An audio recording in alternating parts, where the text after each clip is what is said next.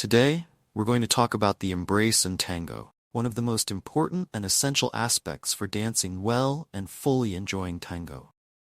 Stay with me until the end to better understand how to embrace and what it means in our dance. Before we start discussing the embrace, it's important to clarify the type of embrace we're talking about. We're focusing on the embrace in Milonga tango.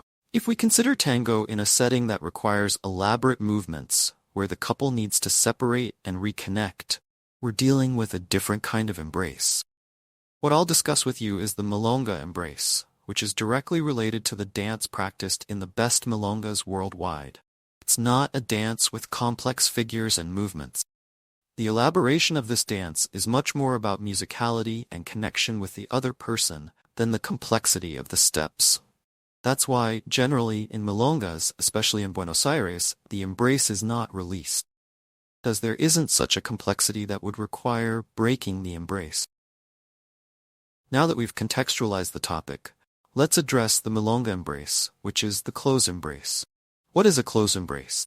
It's where you touch your body to your partner's, especially from the diaphragm up, creating a certain pressure.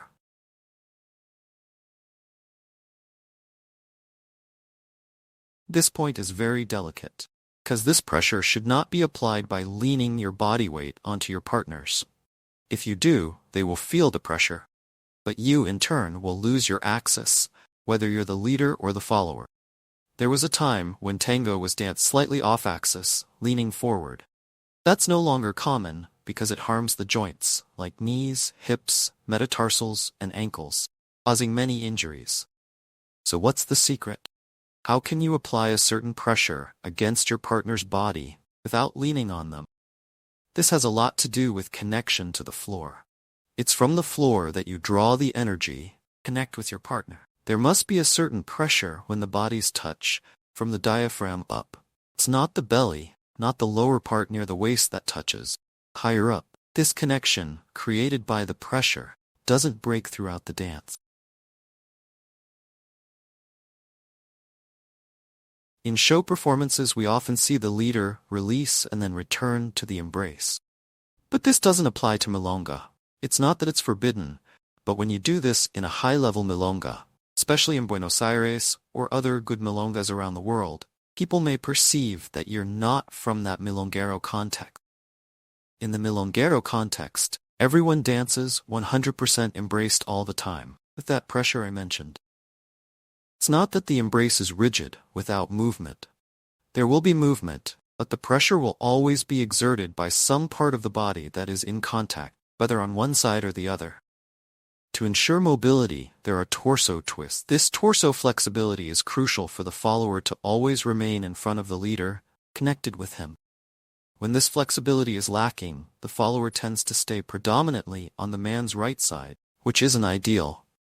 Milonga tango requires an embrace where the connection is open, constant, and frontal. That's how the great milongueros dance, and that's the reference people have. If your embrace model deviates too much from this, you'll probably struggle to dance with others in the milonga, as they may not feel comfortable dancing with you.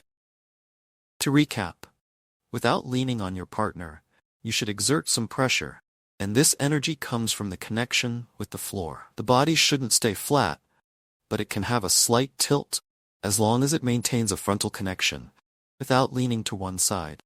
This flexibility in the leaders' and followers' bodies allows for an embrace that is connected and suitable for the milonguero universe. Recently, I launched a course called Connected Tango, where I teach the technique of floor connection. Many teachers talk about this, but not many teach how, in practice, you can connect with the floor. People say tango is danced on the floor. But how? In the course, I teach exactly that. It's at a great launch price, and the link to purchase it is in the video description and the pinned comment. If you liked this video, please like, comment, and share it with others. Let me know what challenges you face with your embrace, and suggest topics so we can develop them here on the channel. Thank you very much.